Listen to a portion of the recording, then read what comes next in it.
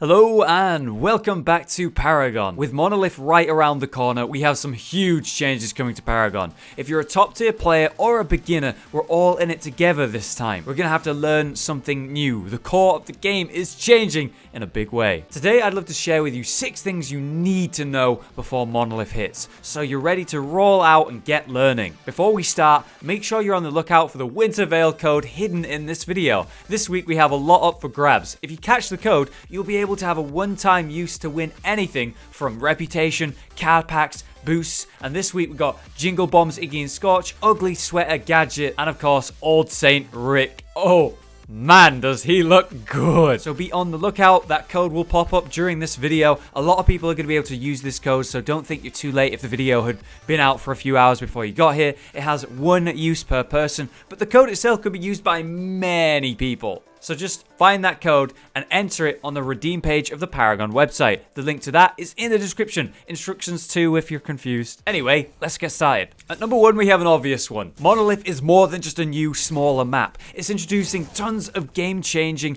updates, but mainly no travel mode. Travel mode allowed you to escape situations you never should, providing frustrating gameplay when someone escapes you despite you outplaying them, or travel mode allowing you to rotate around the map really easily. Death ball, you remember that? There was no real commitment to a plan. If it failed, it was never that big of a deal and you weren't punished that much for the huge rotation. You could get back to whatever you were doing super quick. Now, on Monolith, if you're going to rotate, it's going to be much more important that whatever you're doing pays off. And don't forget the whole ganking situation, where junglers ended up suffering massively thanks to travel mode. Maybe you'd land a successful gank, but the gank itself in the fight takes more than 5 seconds to finish. Well, then the enemy jungler used travel mode to just come over and punish you, which is really irritating. We have a lot more reasons than just that as to why travel mode is bad, and I can't cover them all here, but it's good for the game that it's gone. And with it removed, we're all going to be able to move faster in our normal moving mode. We won't be able to sprint unless we use a card or an ability to do so. So with us all moving faster generally, even though there's no travel mode, here's something to think about. Rangers such as Sparrow or Murdoch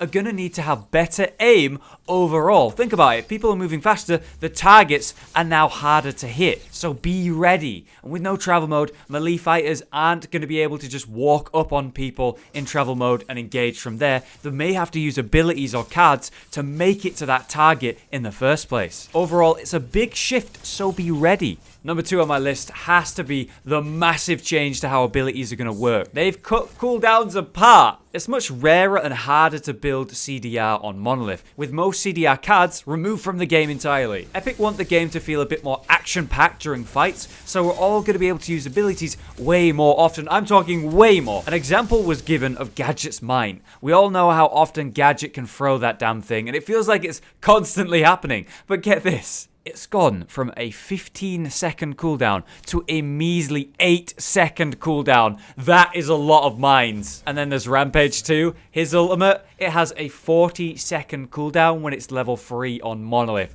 That is insane.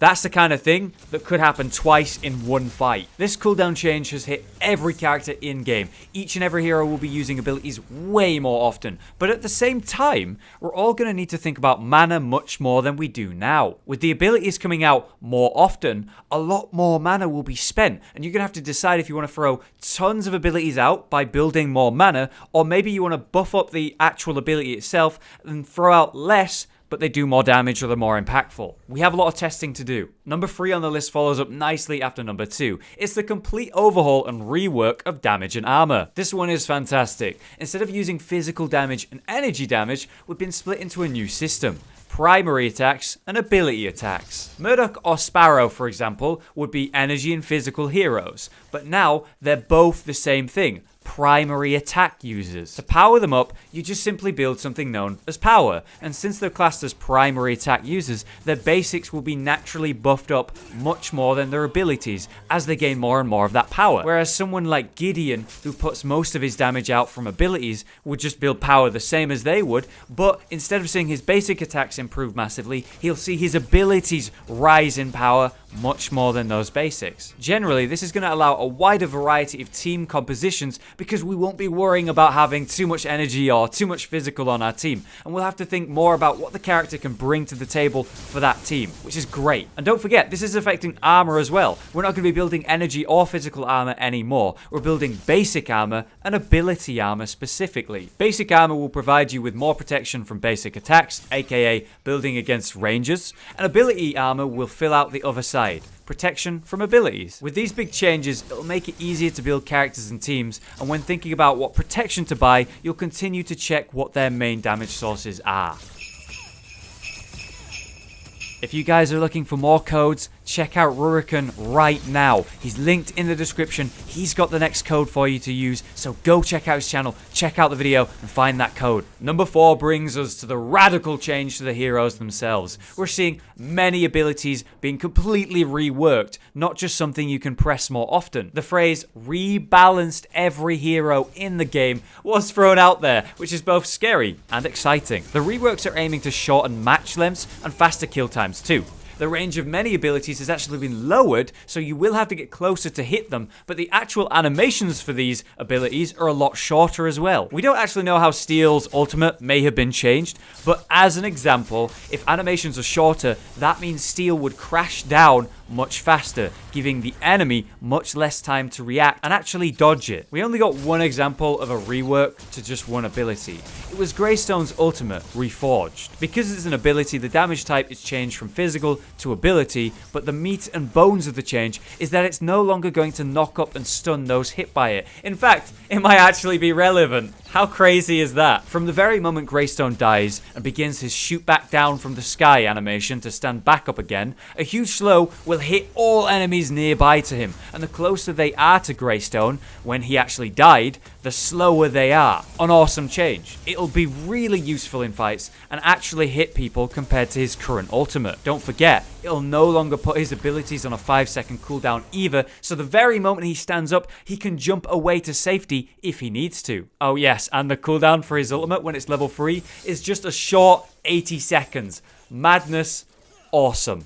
Number 5, we see the brilliant change to wards. In the current state of the game, you can throw wards out tons, probably too much. They have this huge radius of vision and can actually see through walls. On Monolith, wards can only see what the player would see if he was where the ward is. Meaning, wards won't give vision through walls anymore, which is amazing. Junglers were really punished by that specific part of the wards mechanic, giving the enemy an easy way to just pop one ward in their jungle and see such a huge area they'd know where he is if he enters that side. And now, wards must be placed with line of sight in mind, warding the most important parts of the map to get the most use out of each and every one. On top of that, wards have an entirely new charge system. It won't be the case that you get 2 charges on each ward that refill when you enter the base. The idea is to make them more valuable, so you're not going to be able to spam them as much, which is potentially amazing news for Kallari players. Finally, number 6. Shadow pads are removed from the game. This tool that we've grown so used to, allowing us to enter the shadow plane as any character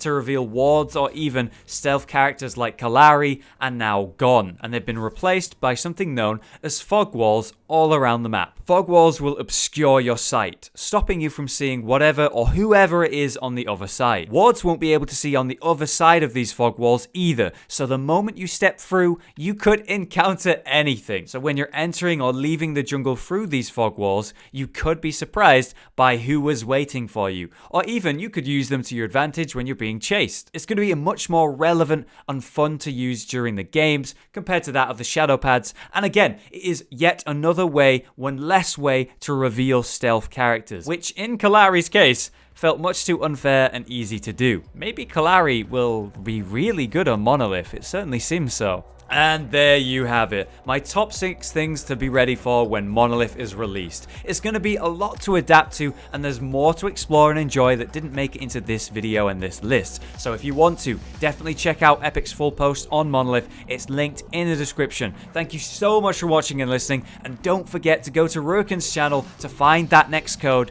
We'll see you for more Paragon on this channel this Thursday, because on Thursday, I'm going to have a new code for you to use for this Christmas event. So be there, guys. See you Thursday. Thank you for watching. Bye for now.